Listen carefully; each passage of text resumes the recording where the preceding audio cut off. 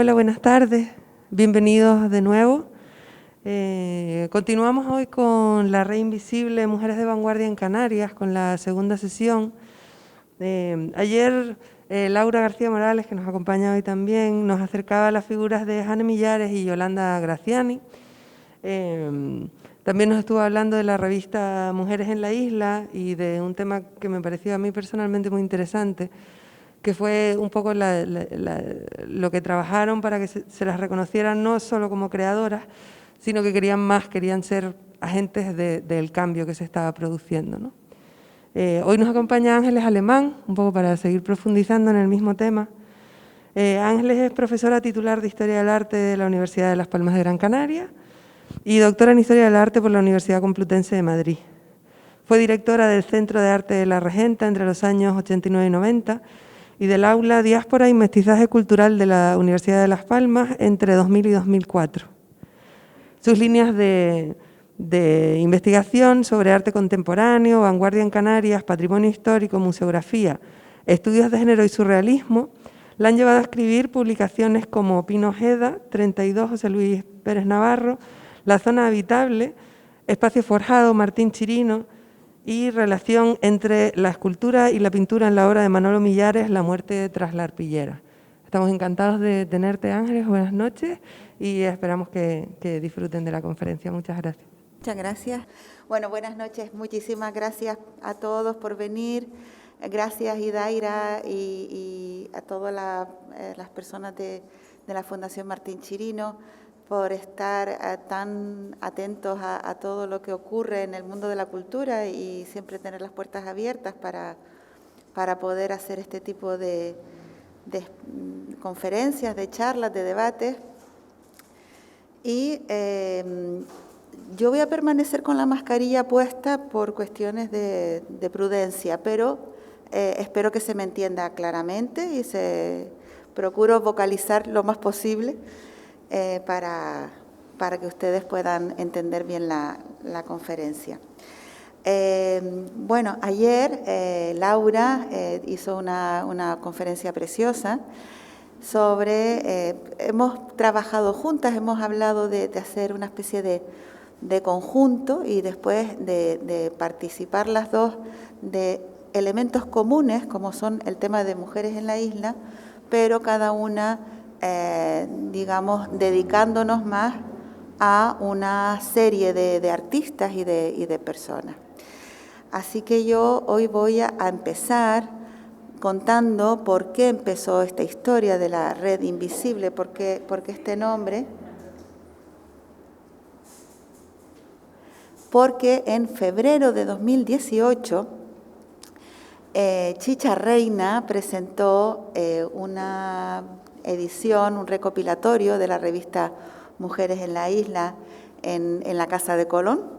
Aquí estaba Herminia Fajardo, que está aquí con nosotros esta noche, y una exposición sobre esta revista.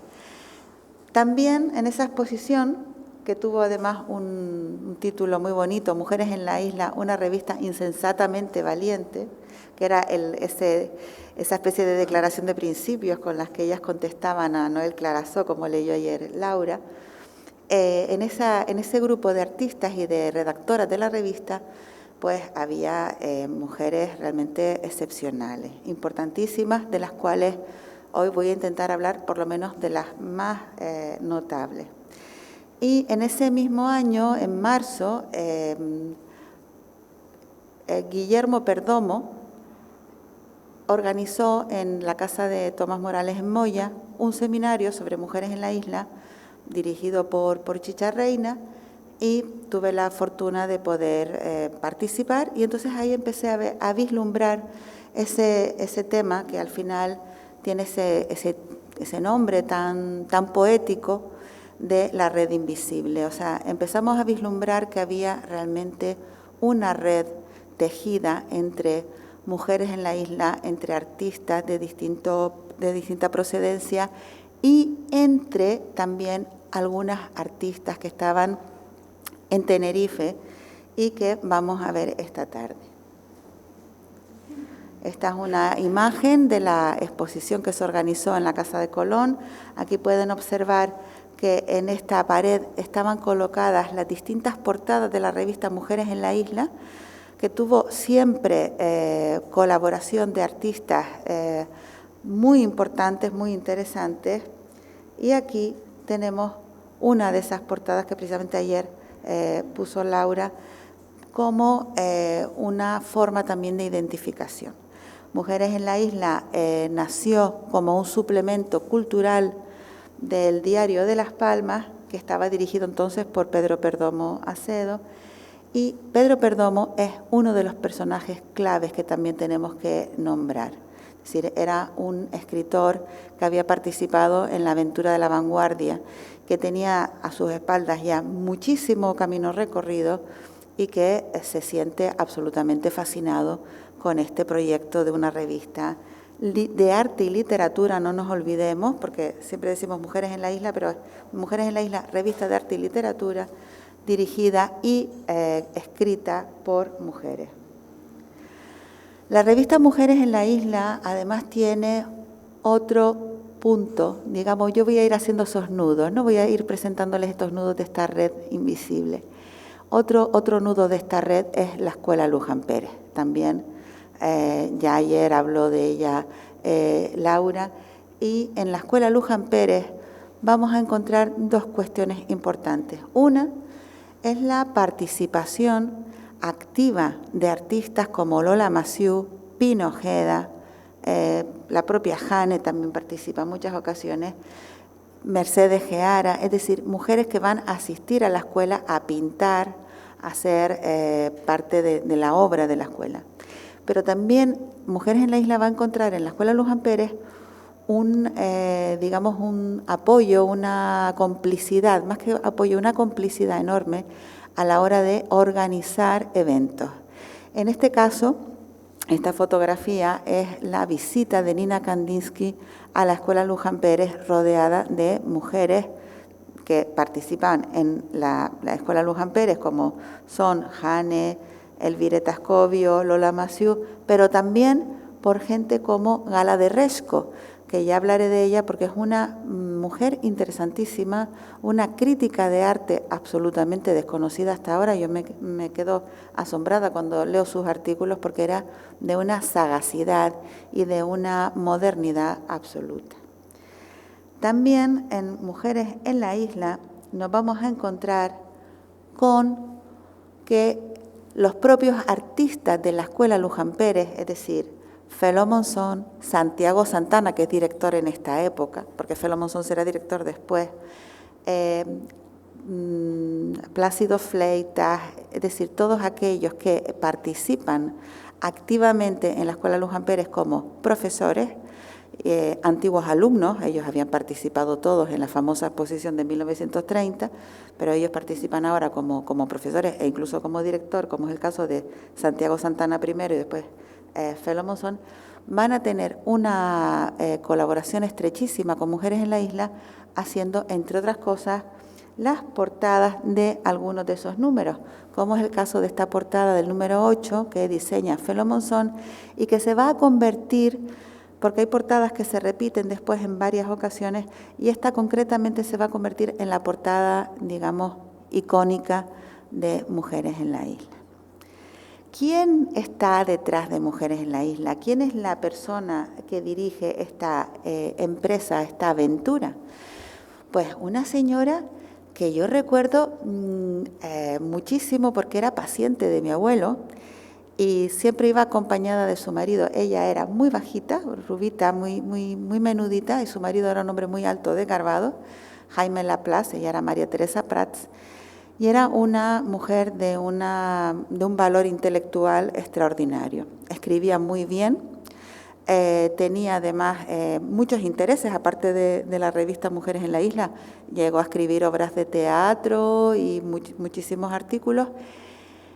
Y tenía además, digamos, una pasión por ese proyecto de tal calibre que iba convenciendo a todo el mundo para que fueran suscriptores de la revista, porque la revista, hay que decir que en un momento determinado, en cuestión de un año y pico, se separa ya del Diario de Las Palmas, aunque Pedro Perdomo Acedo sigue firmando como director del diario, como si fuera digamos el patrono de la revista, la persona que está detrás de la revista, pero van a independizarse y entonces van a necesitar de la colaboración de muchas personas que participaron activamente aportando su dinero, ¿no? Y lo hacían en forma de suscripción anual a la revista.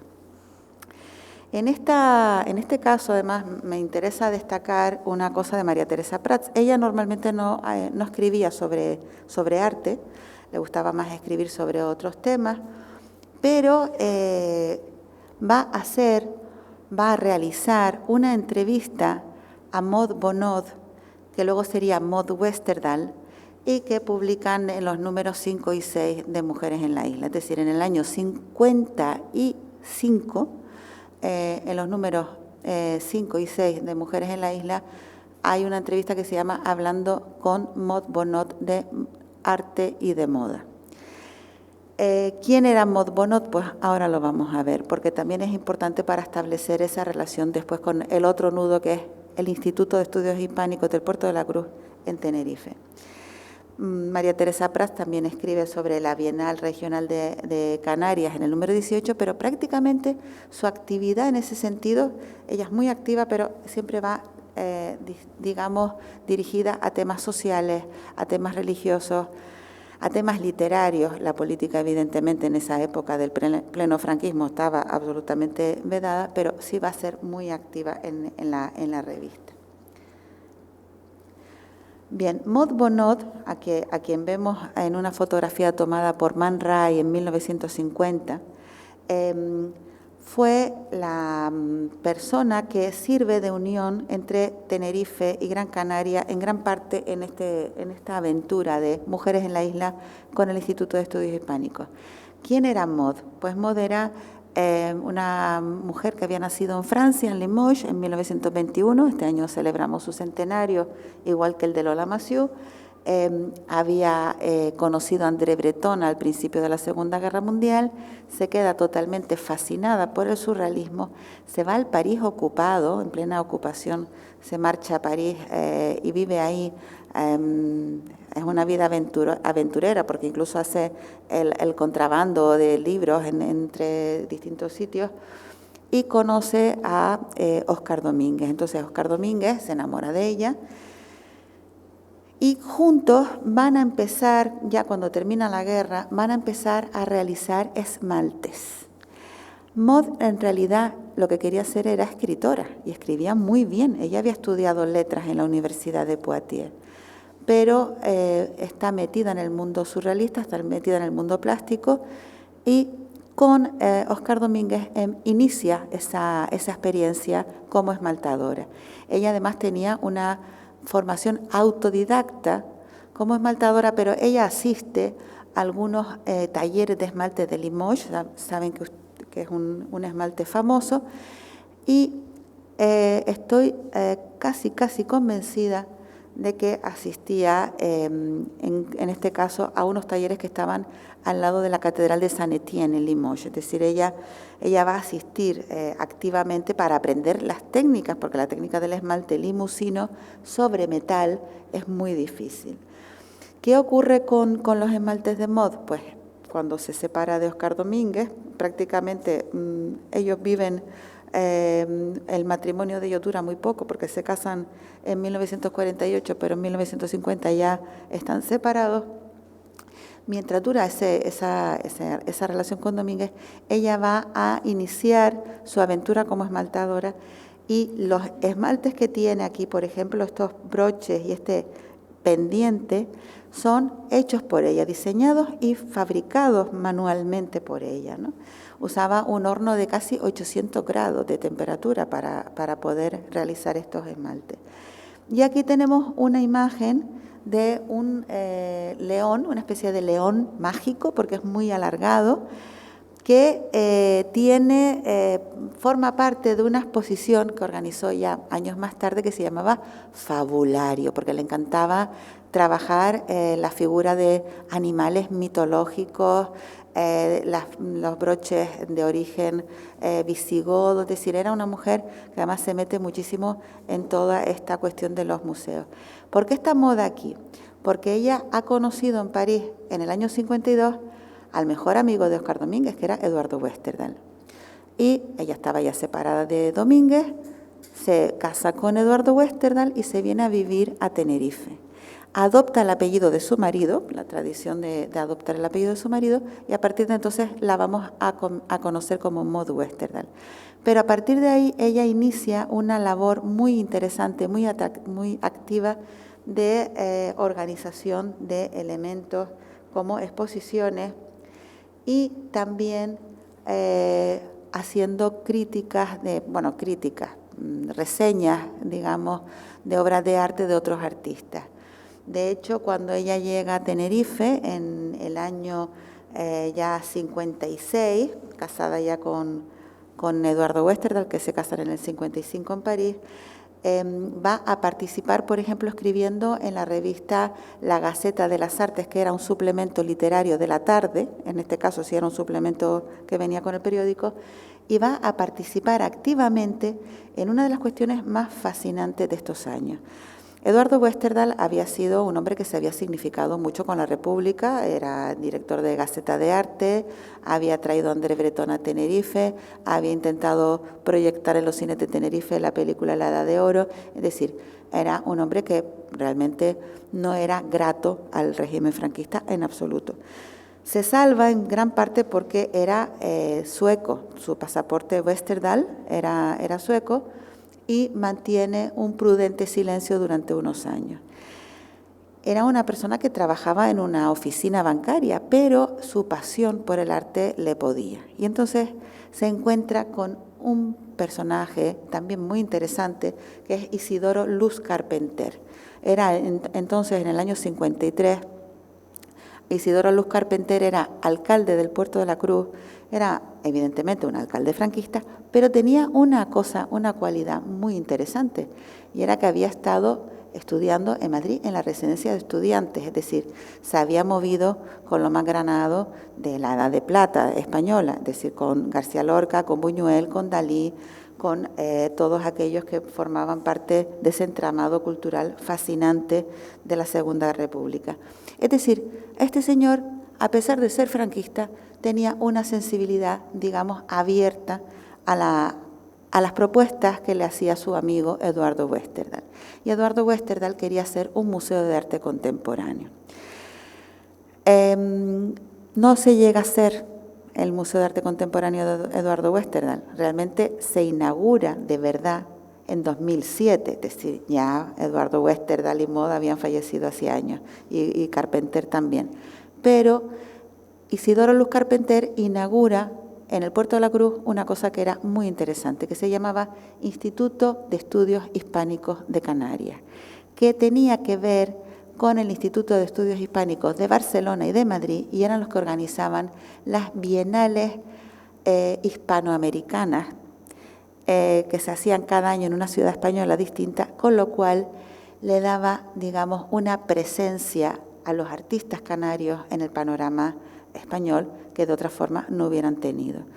¿A quién va a llamar Isidoro Luz Carpenter para que organice las exposiciones de la Sala de Arte del Instituto de Estudios Hispánicos? A su amigo Eduardo Westerdal. ¿Y quién va a estar con Eduardo Westerdal diciéndole, oye, vamos a llamar a Aileen Agar, vamos a llamar a Tanja Tambelus, vamos a llamar a Vicky Penfold, vamos a llamar a Lola Massieu, porque Maud es la que le descubre a Eduardo Westerdal la importancia de Lola Massieu? Pues Maud que tenía esa mentalidad moderna y avanzada para la época. Aquí tenemos unas imágenes de Maud. Ven que tiene alrededor, además era muy divertida, Maud tenía un sentido del humor extraordinario, hacía una especie de huevos fritos en sartén con los esmaltes, es decir, a la gente le podían encantar este tipo de elementos, ¿no?, muy surrealistas además. Y además hacía unos collares realmente espectaculares ella siempre iba, además, era muy elegante, pero además siempre que llevaba en algún momento un escote, pues llevaba esos grandes collares que además ella va a vender. Es decir, ella tiene una concepción de su arte también muy pragmática y va a vender no solamente en Tenerife, va a vender en Las Palmas, va a vender en Madrid porque va a unirse con César Manrique en el estudio de la calle Covarrubias en varias ocasiones. Es decir, tiene una proyección como artista muy interesante, pero también al mismo tiempo ella se consideraba a sí misma como artesana. Por lo tanto, tenía esa doble, digamos, doble visión de su obra de arte, ¿no? Va a exponer, ella expone mucho con Tanja Tambellus, que era sueca. Luego veremos una obra que seguro que ustedes han visto alguna vez en su vida de Tanja Tambellus y me encantará que la reconozcan si es posible. Y Tanja Tambellus pinta y ella hace esmaltes, ¿no? Pero ¿qué importancia tiene Maud como artista? Pues imagínense la obra que llega a realizar. Esta, por ejemplo, es una obra que está en la Casa de Colón, se llama El brazo de Judith, y es una pieza de esmalte sobre hierro impresionante. Tiene el tamaño real de un brazo, un poquito mayor quizás que un brazo real, y es de una riqueza de color, de una auténtica maravilla. Pero la importancia de Maud es que es además inmediatamente atrae a la gente.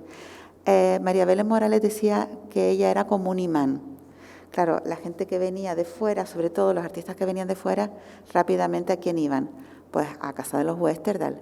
Eduardo y Maud enseguida recibían a la gente, porque además Eduardo le podía también fascinar todo ese mundo, pero ella era la que hablaba inglés, la que hablaba francés, la que hablaba español, era políglota perfectamente, era una mujer muy preparada y además mantuvo siempre, que eso es muy importante, la amistad con sus amigos surrealistas, tanto ingleses como franceses. Por lo tanto, ese personaje era como una especie de cónsul honorario del surrealismo en Canarias.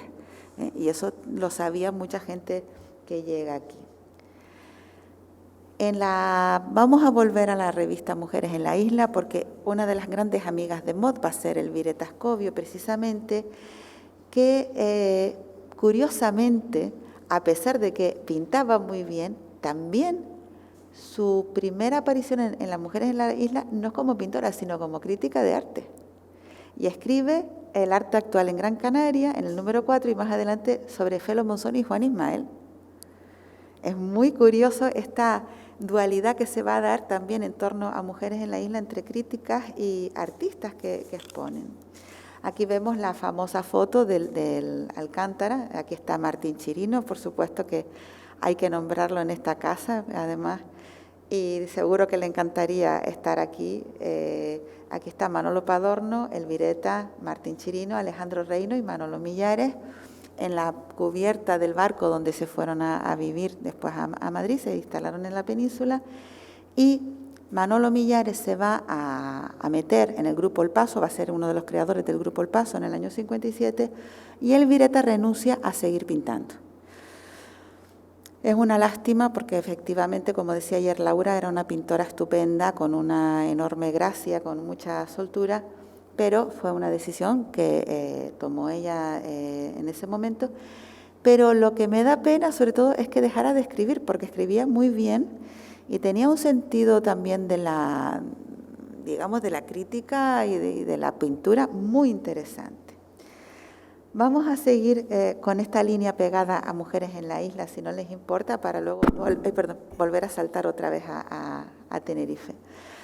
En Mujeres en la Isla participa una mujer interesantísima, Josefina Mainadé, que era teósofa. La teosofía es la filosofía mística que tenía, por ejemplo, Mondrian. Y Josefina Mainadé la tenemos, digamos, Celestino Celso Hernández, que es el actual director del Museo de Eduardo Westerdal en Tenerife, ha estado investigando, siguiendo su pista, y poco hemos conseguido, pero estoy segura que conseguirá más cosas porque es muy, muy interesante. Y escribe también otro artículo, curiosísimo e interesante, La mujer en los orígenes del arte. Es decir, desde Mujeres en la Isla se va a hacer una reivindicación permanente, continua, sin prisa y sin pausa. Es decir, ellas van a estar lanzando ese mensaje, ¿no? De estamos aquí y estamos aquí para hacer cultura, para hacer arte, para hacer literatura. Jane Millares también va a participar, que es también una historia bonita, como crítica de arte. Y escribe la Bienal de Bellas Artes en el número 17. Pero a su vez es también una de las pintoras queridas y admiradas por las redactoras de Mujeres en la Isla. Por lo tanto, precisamente María Teresa Prats, que antes lo comentaba, al escribir sobre la Bienal de Bellas Artes, escribe sobre Jane, y también Chelín Reino, que es otra pintora que también escribe en Mujeres en la Isla, escribe sobre Jane Millares. ¿Se dan cuenta? Esta red, cómo se iba encajando todas las piezas en una historia de, no siempre, es decir, de amistad, pero yo quiero insistir que no siempre de amistad, sino de respeto tremendo por la obra de las otras, ¿no? Por ese respeto enorme que había entre incluso mujeres que no se conocían, porque hay, en el caso, por ejemplo, de Lola Massieu, cuando Maud descubre su pintura en el Casino de Tenerife en el año 59, Maud no conocía a Lola como persona, luego se hicieron grandes amigas, pero no la conocía, pero le fascina su pintura y convence a Eduardo Westerdahl para que vaya a ver la pintura. Y además lo convence para que escriba sobre Lola. Es decir, hay esa relación de sororidad, que es una palabra que usamos hoy en día, pero que entonces no se usaba. Y esa sororidad existe entre estas mujeres. Chelín Reino es una de las grandes desconocidas de la época. Yo estudié con su hija en el colegio y me acuerdo que a mí me parecía fascinante que su madre fuera pintora. O sea, me parecía que era el no va más de la sofisticación. Además, eran encantadoras, ¿no? Yo a la hija le perdí la pista hace muchos años y a Chelín también, desgraciadamente. Sabía de ella por su hermano, otro gran pintor, Alejandro Reino, que estaba en la foto que acabamos de ver del barco. Y Chelín va a ser una artista. Jonathan Allen hizo una exposición muy interesante hace unos años en San Martín, titulada Los Pasos Perdidos, y puso varias obras de Chelín Reino. A mí me parece que hizo una labor extraordinaria en volverla a poner al público, porque era una gran desconocida. Y aquí vemos esta obra que presenta a la octava Bienal de Bellas Artes en 1958, Mujer sentada, en la cual vemos esa sensibilidad exquisita, pero además una firmeza de trazo y una firmeza de color importante. El artículo que escribe Alicia Sarmiento sobre Chelín es muy significativo y se lo voy a leer. Chelín Reino, tercer premio de la Bienal, no ha tenido tiempo con la pintura de hacer historia. El premio alcanzado en su primer contacto con el público es toda su hoja de servicio. La obra premiada, Mujer sentada, como las demás expuestas por ella, representa una figura central con colores planos de difícil sencillez. En su pintura, Chelín tiende a quitar todo lo superfluo en lo descriptivo y apoya su expresión acentuando el contorno que con inteligente y vigorosa línea logra emoción y movimiento. Es una crítica muy certera de la obra que acabamos de ver, pero además, fíjense, es la primera vez que Chelín exponía en público. Es su primera hoja de servicio, como dice Alicia Sarmiento. Y llega al corazón de lo que era entonces la actividad cultural de Las Palmas, porque hay que decir que las bienales que se organizaban en el gabinete literario eran cada 2 años el epicentro cultural de lo que se hacía en la isla. Y evidentemente era muy interesante. Yo he tenido la fortuna de recibir como una herencia tangencial de estas que de repente te dice alguien, oye, ¿te interesa esto y tal? Algunos de esos catálogos. Y es interesante ver una cosa, que muchas veces el jurado apostaba por lo más moderno. Y yo creo, estoy casi segura, de que tenía que ver mucho la presencia de la Luján Pérez en Las Palmas. Porque había una intención de modernidad. Evidentemente estamos hablando de una obra que se está realizando al mismo tiempo que la gran obra abstracta, informalista y matérica del informalismo abstracto en todos los países europeos y en Estados Unidos con la abstracción informalista. Pero teniendo en cuenta que es una obra que está pegada a lo figurativo, sin embargo tiene una modernidad considerable. Tenemos también que rescatar la figura de Gala de Resco. Gala de Resco, que según me ha contado siempre mi madre, llegó a Las Palmas de pequeña porque su madre la sacó de Rusia metida en un cesto, porque huían pues de las purgas estalinistas y demás. Y llegan a Las Palmas y ella se instala aquí. El nombre, evidentemente, Gala de Resco, es un nombre que es ruso, pero adaptado evidentemente a la sonoridad. Era esta señora que aparece aquí en la foto. Antes la vimos en la foto grande de Mujeres en la Isla, y ocupa un lugar esencial y que yo creo que hay que estudiar a fondo, esa crítica de arte que hace Gala de Resco, porque les voy a decir sin ánimo de ser exhaustiva ni de cansar a nadie. Escribe sobre el coloquio en la Escuela Luján Pérez. Habla sobre Alberto Sartoris y Carla Prina. ¿Quiénes eran Alberto Sartoris y Carla Prina? Pues Alberto Sartoris era el arquitecto de origen suizo que había realizado el proyecto nunca realizado, nunca llevado a cabo, del Museo Eduardo Westerdal del Puerto de la Cruz. Era uno de los grandes amigos de Eduardo Westerdal. Y Carla Prina era una artista estupenda, su mujer, una mujer cultísima, y eran muy amigos, por ejemplo, de Eugenio d'Ors. Es decir, estamos hablando de personas de un nivel intelectual muy considerable.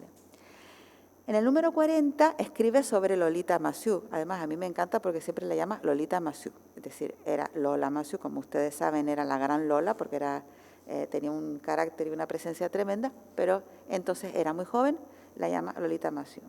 Pero no es una crítica de arte paternalista, sino es una crítica de arte muy, muy certera, porque también ahora les voy a leer un fragmento pequeño.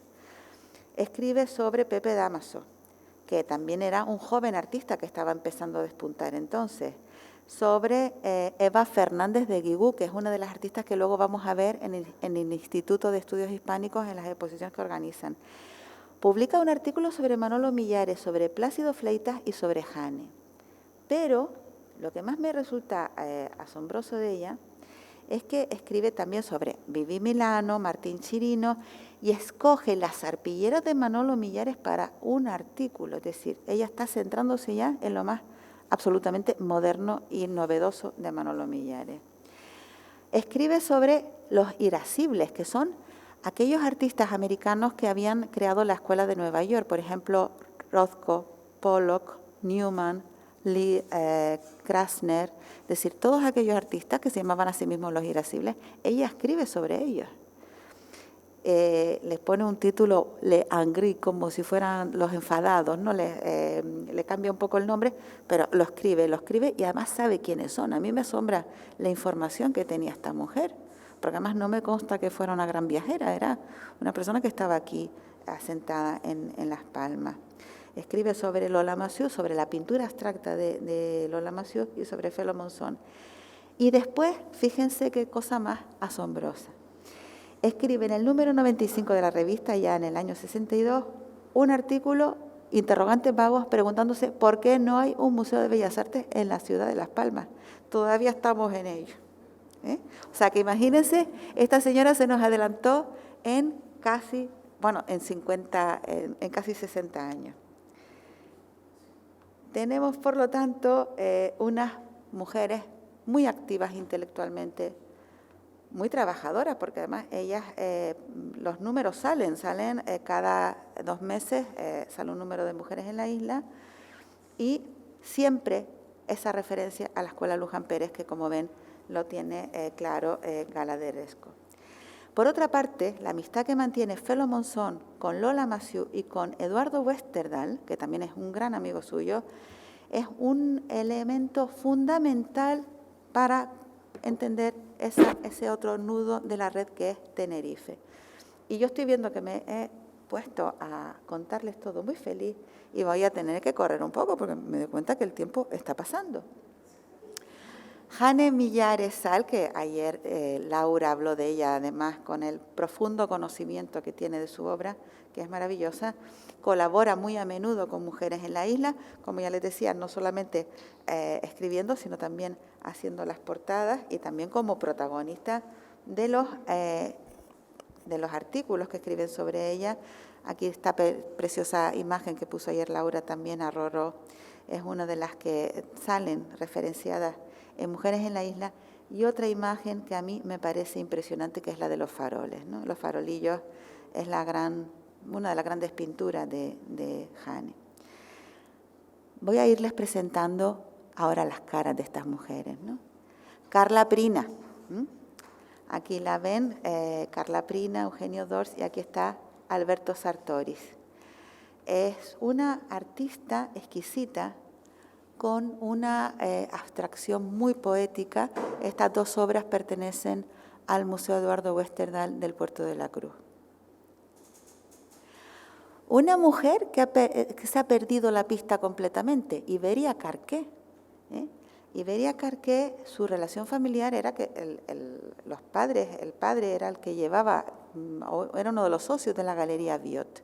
Iberia Carqué, fíjense qué obra tiene tan poderosa, tan interesante, pero desaparece. Ella sí que ha sido imposible averiguar nada de su figura. En el año 61, Lola Massieu, Pino Ojeda, Felo Monzón, Rafael y Bettencourt y Francisco Lescano fundan el Grupo Espacio. El Grupo Espacio, aquí tenemos la portada del catálogo que hicieron con el primer manifiesto, va a publicar el manifiesto por primera vez en Mujeres en la Isla, antes de sacarlo en el catálogo. Es decir, fíjense la estrechísima relación que tenían. En este manifiesto dicen, entre otras cosas, la nueva espacialidad opera con el misterio de la materia viva.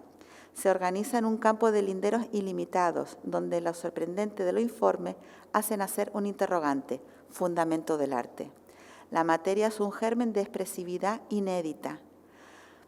Y me he saltado un par de líneas. Con el aformalismo, la materia ha quedado incorporada al futuro del arte, al concepto y a la técnica. Piensen que estamos hablando del año 61. Estamos en el momento en la plena expansión. Están los pintores del Paso exponiendo en el MoMA de Nueva York, con New Spanish Painting and Sculpture. Están exponiendo en el MoMA. Están exponiendo en la Bienal de Venecia.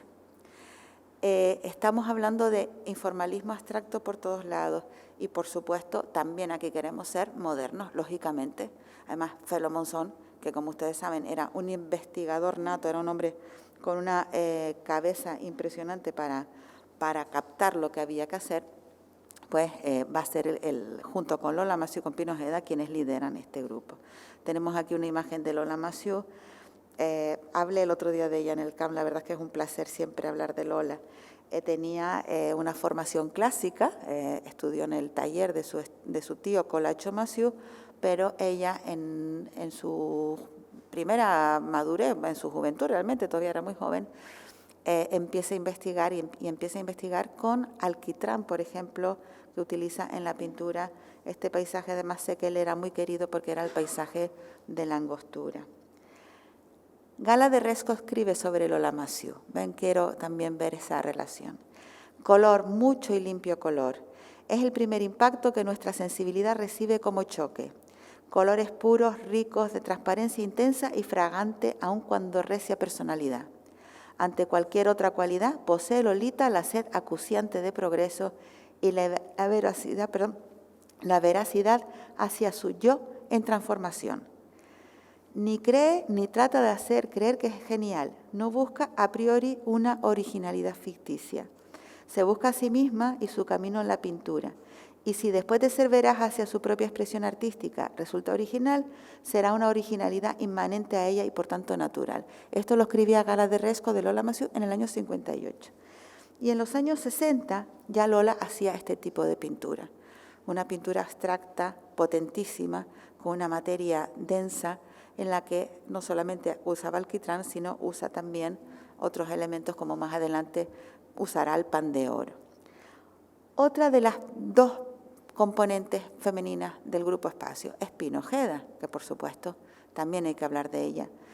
Pino Ojeda había participado en Mujeres en la Isla, pero no como pintora, sino como poeta. Y le escribe en el primer número de Mujeres en la Isla este poema, se llama Mensaje a los hombres. Yo no sé por qué los hombres, cuando caminan por la tierra y los bosques, van rumiando silenciosos sus pequeñas, bajas preocupaciones.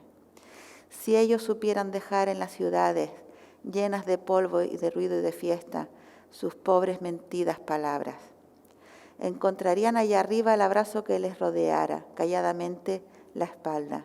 Encontrarían la voz que perdieron en el primer desperezo de hombre.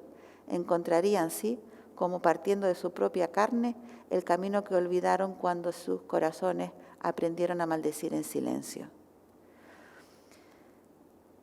Pino Ojeda era poeta, era pintora, fue galerista, fue editora, en fin, un personaje fascinante. Tuve el gran honor de escribir el libro de la Biblioteca de Artistas Canarios sobre ella hace 2 años, y la verdad es que me tocó hablar de la pintura, menos mal, porque si no, todavía estaría escribiendo el libro. Es decir, era una mujer tan polifacética que era increíble.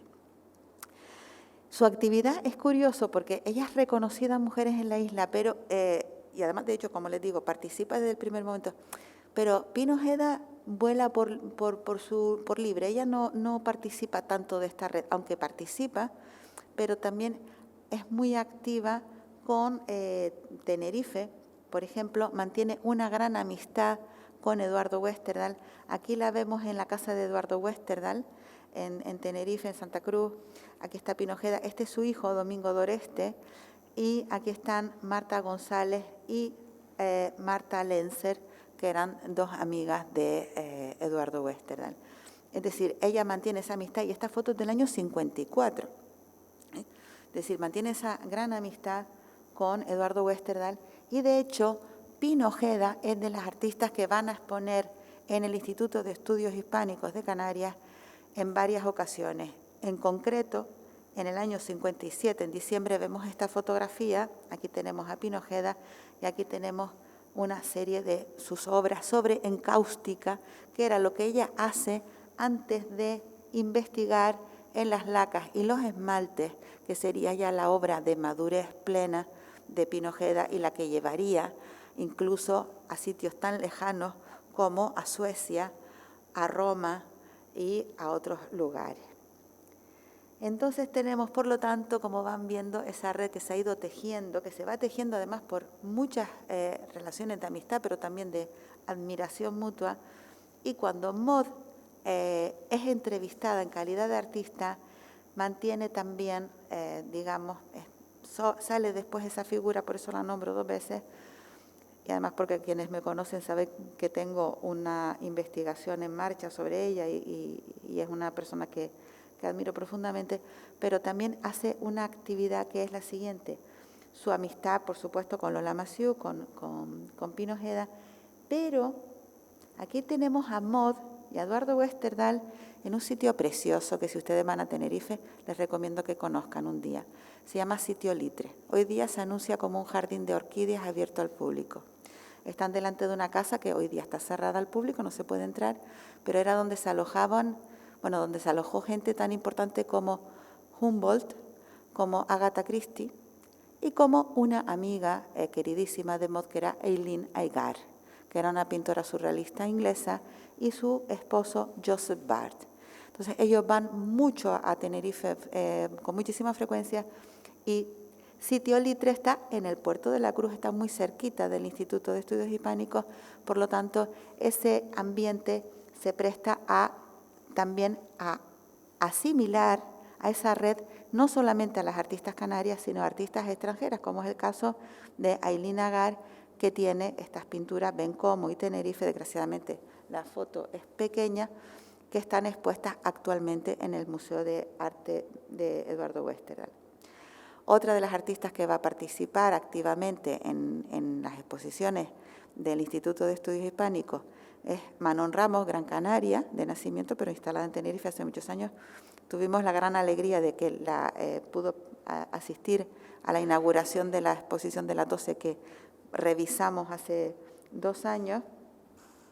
Eva Fernández de Guibú, de la que hablaba también, como vemos en la revista Mujeres en la Isla, expone en el Instituto de Estudios Hispánicos. Estas fotos son horrorosas, pero es que yo las cogí así, digamos, malamente en equilibrio sobre unos álbumes antiguos de recortes de prensa que me dejaron ver en el Instituto de Estudios Hispánicos. Entonces, claro, entiendo que para ustedes no es muy bonito, pero me gusta porque se ve el recorte, ¿no?, del periódico y se ve la importancia que se le daba a estas exposiciones en ese momento. Vivi Milano, que era modernísima en su concepto pictórico, como pueden ver, moderna, incluso yo creo que más avanzada que muchos otros artistas de la época. Yolanda Graziani, a la que dedicó Laura también una parte ayer importante de su exposición, una pintora interesantísima y también, bueno, afortunadamente ha tenido reconocimiento, pero todavía queda, ¿no?, para que se le reconozca su valía. También autora de esmaltes. Es curioso porque de repente se ponen de moda los esmaltes, las lacas. Hay como una especie de digamos, de tendencia en los años ya 60, final de los 60, principios de los 70, a utilizar estas lacas. Y acabamos, ya no se preocupen, yo prometo siempre durar 55 minutos y lo voy a cumplir, pero me van a permitir que les explique una cosa muy bonita. En el 2018, hace 2 años, no sé, ya 3, pero claro, la pandemia nos ha borrado un año, ¿no? Bueno, lo ha hecho distinto. Tuve el gran honor, la gran suerte de colaborar como comisaria con Celestino Celso Hernández en realizar una revisión de la exposición Las 12. La exposición Las 12 tuvo lugar en 1965. La organizaron Maud Westerdahl y María Belén Morales. Primero la organizaron en el Círculo de Bellas Artes de Santa Cruz, y después esa misma exposición se llevó al Instituto de Estudios Hispánicos del Puerto de la Cruz. La característica fundamental de esta exposición era que eran todas mujeres en esa época, es decir, es la primera exposición de solo mujeres que hay en Canarias y la segunda en toda España. Pero es que además es la primera de mujeres artistas modernas, porque la primera que hay en toda España no tenía esa característica de modernidad, de ambición de modernidad en todas las creadoras. Tenemos la nómina de las mujeres, era importantísima. Eran muchas extranjeras, también estaba María Belén Morales, por supuesto, de Tenerife, estaba Vicky Penfold y Maud Westerdahl, que estaban instaladas en Tenerife, está Carla Prina, no está Ailín Agar, lamentablemente, pero seguramente no le cuadraba en este momento, pero hay 2 artistas, bueno, 3 de Gran Canaria, que son Manon Ramos, pero ya estaba en Tenerife viviendo, Lola Massieu y Jane Millares. Y este catálogo no tiene desperdicio. Aunque lo firma Eduardo Westerdahl, yo me podría jugar una cena, por lo menos, a que está redactado por Maud. Y se lo voy a leer. Con permiso, voy a poner.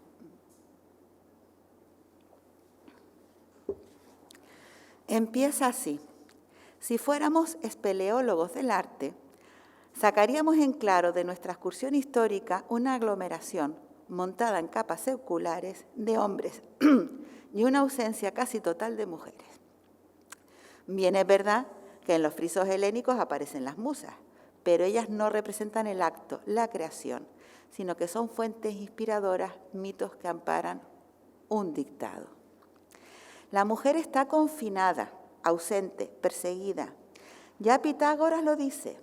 Hay un principio bueno que ha creado el orden, la luz y el hombre, y un principio malo que ha creado el caos, la tiniebla y la mujer. Pero, eso está citado entre comillas, claro, pero en principio Desde la Venus de Willendorf ha tenido necesidad el artista o el hombre de la mujer. Para dejar constancia de una preocupación obsesiva, el hombre tenía el privilegio de expresarse. La mujer vendría a ser el objeto histórico mudo y presionante, lleno de cargas transmisibles y cuya acción tenía que ejecutarse a través del hombre. Así, en tiempos próximos, Baudelaire diría: la mujer es el ser que proyecta la mayor sombra o la mayor luz en nuestros sueños. La mujer es fatalmente sugestiva, vive otra vida que la suya propia, vive espiritualmente en las imaginaciones que hechiza y fecunda. Cierro la cita de Baudelaire. Me salto un párrafo porque no quiero cansarles, y termina con un hermoso párrafo, contundente. Y llegamos al siglo XIX,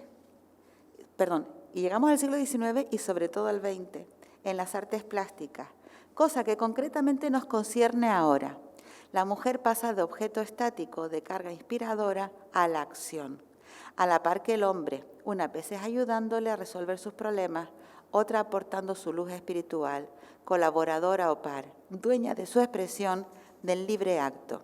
En las artes plásticas aparecen nombres de mujeres junto a movimientos de busca. Marie Blanchard, Mary Cassatt, Berthe Morisot, Suzanne Valadon.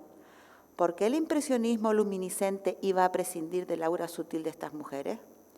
Marie Laurencin, el orfinismo de Sonia Delaunay, el rayonismo de Natalia Goncharova, el mundo primitivo de Serafín, las abstracciones de Barbara Heywood, de Sophie Tauer-Arp, la fuerza de Paula Modersohn-Becker y el carácter social de Kate Holvist, la angustia ordenada de Louise Nevelson y la desordenada de Germaine Richter, las construcciones de Vieira da Silva y de Penalba, el surrealismo de Valentín Hugo, Dorothea Tanning y Aileen Agar, y tantas otras que funden su labor con la de los hombres, llenando con su expresión el ciclo histórico más dinámico de todos los tiempos, haciendo realidad el clamor poético de Pedro Salinas en la voz A ti de vida: a ti solo se llega por ti, te espero. Este despertar de la mujer es el que abre las puertas de la creación y de la dignidad humana. Esta es, estoy segura que era Maud, completamente. Es una maravilla. Y es un texto que yo lo sigo leyendo y me sigue emocionando. Y más me emociona pensar que lo escribió en 1965. Y entonces tenemos, para finalizar, dos de las imágenes que estuvieron expuestas en esa exposición de las 12. Una de las imágenes de Jane Millares, hombre y mujer, y otra que les prometí que le iba a enseñar, de Tanja Tambellus, que la tienen aquí al lado. El mural de Casa Suecia. ¿Verdad que es una preciosidad? Es una maravilla. Así que siempre lo digo, vayan a verlo, se toman un rico café, un rico dulce sueco y disfrutan de este mural porque es una auténtica joya y además es una extrañísima joya porque no hay más obras de Tanja Tambellus excepto las poquitas que quedan en el Museo Eduardo Westerdahl, nada más. Bien, pues terminamos entonces haciendo por lo tanto un resumen, ¿verdad? Entonces, el Instituto de Estudios Hispánicos, Mujeres en la Isla, coinciden en las fechas, coinciden en la creación, en 1953, y coinciden en el final, 1963-1965. Prácticamente estamos hablando de la misma época. El Instituto de Estudios Hispánicos dejó de ser el lugar de arte moderno, de arte abstracto, cuando Isidoro Luz Carpenter fue elegido presidente del Cabildo de Tenerife. Entonces tuvo que dejar la presidencia del Instituto de Estudios Hispánicos y, claro, rápidamente a Eduardo Westerdahl se lo quitaron de en medio. Afortunadamente encontró una ubicación muy buena también y muy interesante como asesor y como animador cultural en el Círculo de Bellas Artes, lugar que de nuevo, después de muchos años también de oscurantismo, le había abierto las puertas. Mujeres en la Isla fue un elemento fundamental en la vida de Las Palmas y en la vida posiblemente de muchas mujeres, pero curiosamente pasó después al olvido, ¿no? Y como les comentaba antes, yo recuerdo muy bien ver a María Teresa Prats y a su marido, a Jaime Laplace, en casa de mi abuelo. Y mi abuelo siempre tuvo mujeres en la isla, en su casa, porque además de gran amigo era gran admirador de María Teresa Prats. Tenemos una serie de personas aquí, entre ellas está aquí María Belén Morales, es la única que identifico en esta exposición, ya en el año 65 también, como ven, incluso por la vestimenta. Y todo esto de repente se fue diluyendo en el aire, como si hubiera una gran niebla que acabase con todo esto. Tuvo que pasar el tiempo y llegar una nueva visión de la historia. Afortunadamente, en este caso fue Teo Mesa quien hizo posible una exposición ya en el año 2000, estamos hablando de mucho tiempo transcurrido, en el cual se hizo un homenaje a las grandes tres pioneras o las tres grandes pioneras de la pintura de vanguardia en Canarias. Lola Massieu, Pino Ojeda y Jane Millares. Además, aquí están las tres guapísimas. A mí me encanta esta foto porque me parecen unas mujeres espectaculares en todo, ¿no? Y para terminar, un mensaje importante. Además, aquí veo que hay gente joven. El futuro pasa por recuperar las voces olvidadas en el pasado, porque si no, volveremos a cometer los mismos errores. Así que esto ha sido todo. Muchas gracias.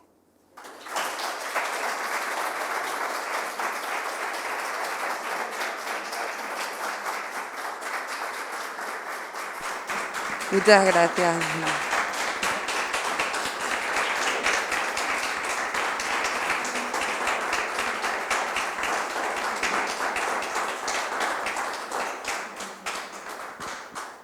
Bueno, yo no sé si tienen ánimo para hacer alguna pregunta, algún comentario. ¿Sí?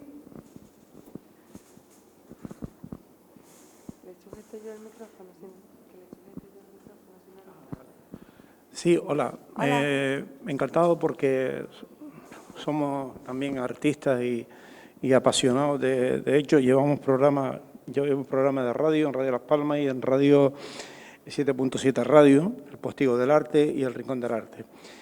Es cierto lo que ha dicho usted, pero quería hacer una matización sobre la puntualización de que ha caído en mis manos, editado por el Cabildo, de Estudios Atlánticos, el anuario de Estudios Atlánticos, donde en los años 700, 800, 1700, hablar, por ejemplo, de la familia Spínola en Lanzarote y de todos esos artistas y mujeres artistas, que también digo por el tema de pioneros, o sea, a nivel de Canarias también había artistas como es toda la saga de los Spínola, en Lanzarote, concretamente Francisca Spínola Betancourt, sí, aunque más en tema del arte sacro, no lo digo por el tema de la conferencia, sino por enraizar que hay de otras islas pequeñas, porque Francisca Spínola también salió fuera, en algunas, y concretamente vino a estudiar aquí en Canarias. Y yo he visto un poco repasando su obra y también parece que fue alguien diferente, porque trató mucho más el tema del arte sacro, ¿no? No sé si usted coincide con la puntualización que le estoy haciendo. No, y además le agradezco mucho la oportunidad de comentarlo, porque efectivamente, además conozco el programa, El Rincón del Arte, o sea que muy bien, enhorabuena. Le voy a decir, yo por ejemplo, estamos centrándonos evidentemente en un momento determinado. Lógicamente, ya usted ha visto que al final he tenido que correr un poco porque no me gusta pasarme de la hora de conferencia, y aún así me he quedado en una etapa muy concreta, entre el año 53 y el 65. Fíjese que por eso apuntaba siempre las fechas, porque me parece muy importante señalar este tema, ¿no? O sea, en ese momento se produce efectivamente estos dos elementos tan maravillosos, ¿no? Que es Mujeres en la Isla, por un lado, y por otro lado el Instituto de Estudios Hispánicos, y se crea esa red, esa colaboración. Pero efectivamente, yo además tengo mucho interés aparte, mi abuela era de Lanzarote, es decir, tengo mucha pasión por Lanzarote, Y es más, hay 2 mujeres en la familia Espínola que pintan, si no recuerdo mal, ¿verdad? Sí, sí, sí. Efectivamente, y son súper interesantes, son muy buenas pintoras, pero claro, ya me iba muy atrás, lógicamente. Y sí, hay una cosa muy curiosa y usted me permite enlazarlo con todo esto, ¿no? Cuando hablamos de mujeres en la isla y hablamos del Instituto de Estudios Hispánicos, de toda esta tendencia de vanguardia que se fragua en torno a la Escuela Luján Pérez también y demás, normalmente, y es verdad que es una falta que cometemos porque tendemos a centrarnos mucho en los temas, normalmente nos olvidamos de comentar la importantísima aportación que hubo de otras islas, como el caso de Juan Ismael, por ejemplo, y el propio César Manrique. Lo que pasa es que César Manrique ya es tan nuestro, tan universal que ya lo tenemos asumido como nuestro, pero efectivamente el propio César, que lo nombré antes muy de pasada, porque la verdad es que también tenía una gran relación con Maud Westerdahl, por ejemplo, Juan Ismael, el propio Oramas, creo, tengo idea de que nace en Fuerteventura, aunque después la familia se traslada aquí cuando es muy pequeño todavía. Es decir, hay una serie de personajes muy interesantes y de hecho un proyecto que yo dejé por imposible hace años, porque era un proyecto, pues eso, pero lo lanzo, que aquí veo gente con ganas de hacer cosas, era hacer una cartografía de la vanguardia en Canarias, ir viendo en cada isla qué personas eran las que habían aportado cosas, que habían hecho. Y, por ejemplo, hay un personaje también fundamental, que es Pedro García Cabrera, que desde La Gomera, aunque luego él se instala en Tenerife y vive en Tenerife siempre, pero el concepto esencial de la vanguardia es el hombre en función del paisaje, el gran artículo que escribe, ¿no? Es decir, yo creo que hay una gran... nosotros hemos hablado de la red de las mujeres, de la red invisible, por eso el título de esta exposición, de estas 2 conferencias, pero realmente la idea, y me encantaría, y lo lanzo, a ver si alguien coge el guante, es hacer una cartografía de esa vanguardia, porque sería fascinante, ¿no? Sería... Sí. Por una sencilla razón, y es porque la palabra pionero, que usted la ha empleado perfectamente, pioneros aquí en la isla, estas mujeres que además hay que destocarse, Sí. pues sobre todo el carácter de Lola Massieu, cuando tenía la galería preparada, la llamaron varias veces desde Madrid para que fuera, que lo tenía todo preparado, y dice, ¿y quién me paga el pasaje? Sí. Y mi gasto, ¿quién me los paga? O sea, era una mujer con un carácter impresionante, además que lo reflejaba en su pintura. Entonces, lo que quería decir, que la palabra pionera quise hacer la matización nada más, claro, por el entorno de fecha en que usted, de esta conferencia, pero que también ha habido pioneros en otras islas en esa época, y con un valor bastante importante, pero no tiene nada que ver con el contexto de la conferencia, solamente quería apuntarlo un poco por el tema de la palabra pionero, porque, en fin... Pero yo se lo agradezco porque así he aprovechado para lanzar la idea de la cartografía. ¿Se da cuenta? Yo aprovecho las cosas. Vale, gracias. Gracias, muchas gracias.